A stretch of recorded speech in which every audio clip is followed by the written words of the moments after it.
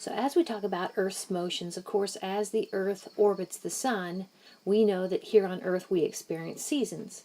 And the reason we experience seasons is directly related to its tilted axis of rotation. So let me go ahead and draw the Sun here. I'll draw the Earth orbiting the Sun, 365 1/4 days. Now, the plane of the ecliptic actually is what holds this blue circle here. That is the plane, the sheet of paper that the Earth orbits the Sun in. If I could draw, I'll try to draw a line perpendicular to the plane of the ecliptic. I'll put a little perpendicular mark there. Okay. Now, the Earth's axis of rotation is tilted 23.5 degrees from that perpendicular line. So actually this blue line as I'm drawing it is the Earth's axis of rotation, and so then right here, this little angle right here is 23.5 degrees. 23.5 degrees. Okay. So the Earth's axis of rotation is tilted 23.5 degrees relative to being perpendicular. And actually we think that it's tilted like that. We're going to talk more about that with the formation of the Sun and the planets, that we think it actually got bombarded early on in its history. So here's the deal. Can you see the same tilt over here? This would be what, 6 months apart, right? And I can go ahead and draw in a couple other marks. See how that's the Earth's axis of rotation, so I could kind of put in circles here. Okay. And as I've drawn it, the top is north, the bottom is south. So actually, in each one of these cases, as I've drawn them, they are all pointing to, and I kind of ran out of room to draw, to write this, but this is Polaris. This actually is the star that the axis of that Earth's axis of rotation is pointed to. Okay, North Pole is pointed to. So the Earth's axis of rotation is tilted, and I'm going to kind of talk you through consequences of the Earth's tilted axis. But they all lead to us having different seasons in the northern hemisphere. We have the opposite season in the southern hemisphere. All right.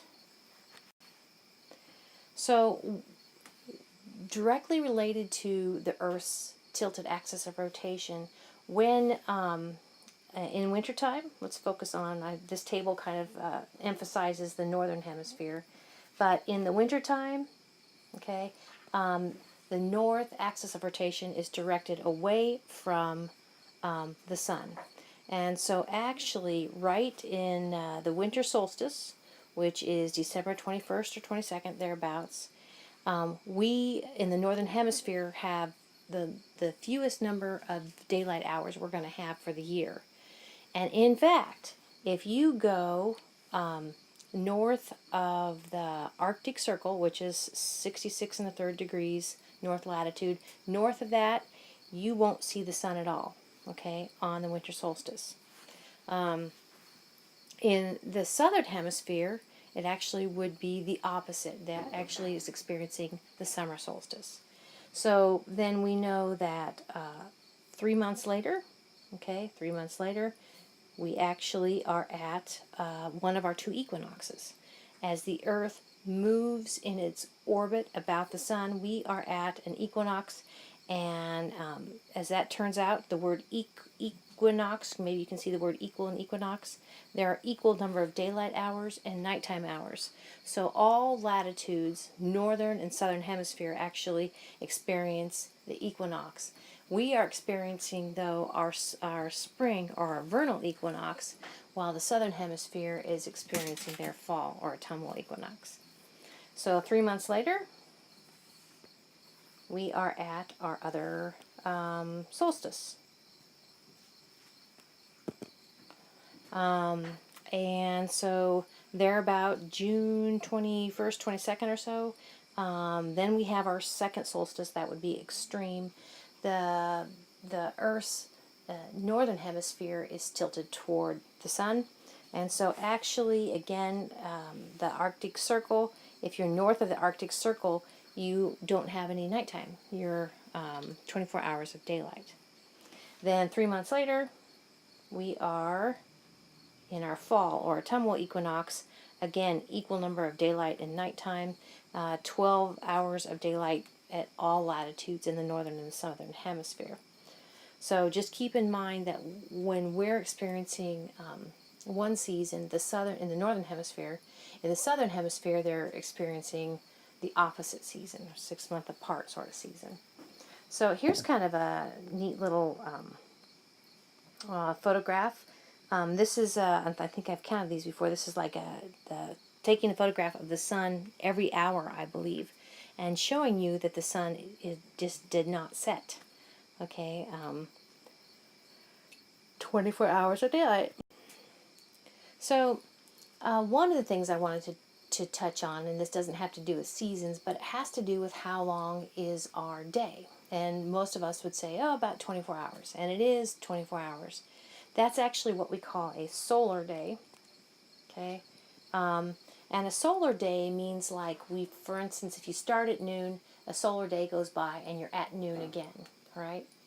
Now, there's this other way of thinking of rotation, because rotation is what gives us our day.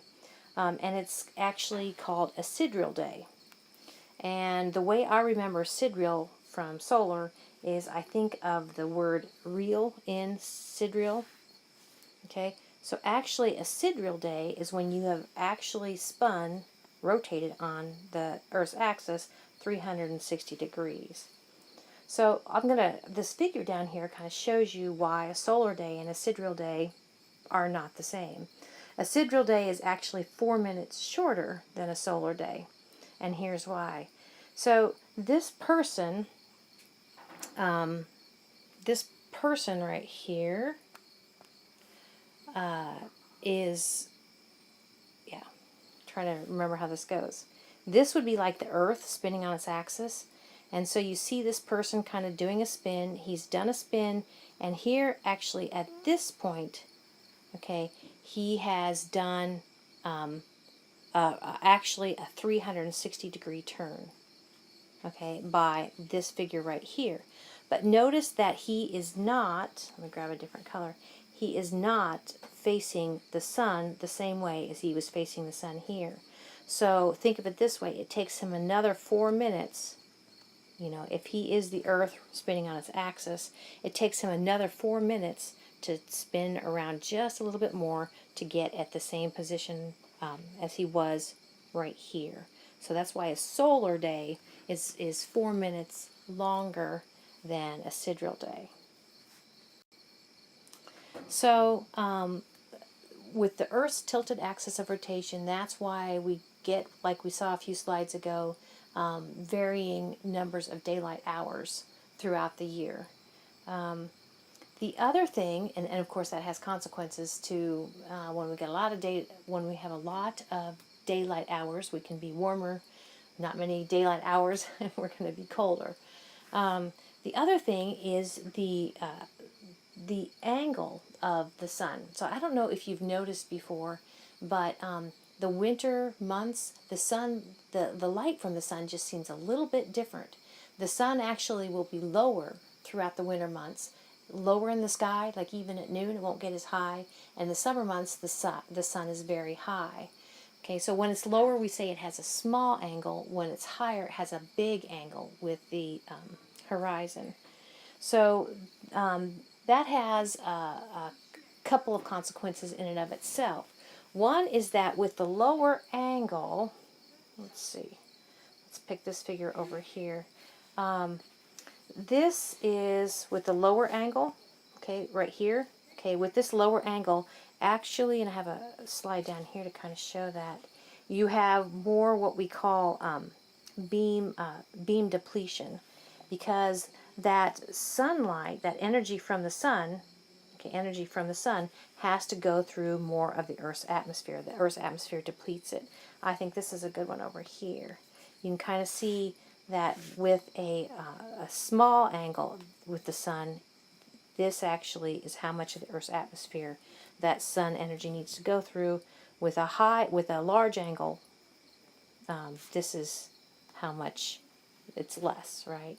So what we call beam depletion. The other thing is with a low angle, the amount of sun that reaches the Earth is actually spread. This is called beam spreading over a larger area.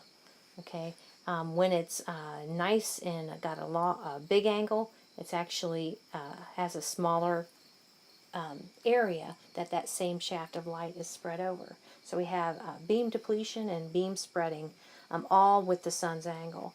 So this is actually, in case you haven't really paid too much attention, this might be typical for our latitude. I mentioned that the winter sun actually doesn't get very high in the sky. So there's the winter sun. Okay, here's an equinox sun, and here's the path of the sun throughout the day on the solstice. So we definitely have a higher sun in the sky, which translates to more energy reaching the Earth's surface. And that is all because of the Earth's tilted axis of rotation. So one last thing to show you here on this slide. This right here is kind of a famous sort of photo to gather, and this is looking at the sun's position throughout the year. How it's higher in the winter, higher in the summer solstice and lowest in the winter solstice. So just to kind of finish up, I'm hoping that if somebody asks you, why does our planet experience seasons as it orbits the sun, I'm hoping you'll say it's because its axis of rotation is tilted. In fact, in order to understand weather on other planets, that is a player to see if the planet's axis of rotation is tilted. You know, is it going to have seasons if its axis of rotation is tilted? But this slide kind of proves that the tilt is not because it just kind of leans in a little closer to the sun. Because honestly, and I think we'll talk a little bit more about it later again, but we talked about this distance between, the sun and the Earth. It's not constant. I don't know if you remember, but I talked about over here we have the winter solstice, and I talked about perihelion. Okay, that is actually when the Earth is closest. It's closest to the sun, and honestly, that occurs around January 4th. So notice that proximity, about 3% closer, did not get us any warmer, because January 4th is pretty darn cold. So the proximity does not, like I said, isn't what is giving us seasons. It's the tilted axis, which changes the number of daylight hours and the amount of energy that can get through ultimately to the Earth's surface. Just to kind of finish that thought, we call this perihelion over here, and actually when the Earth is farthest from the sun, we call that aphelion.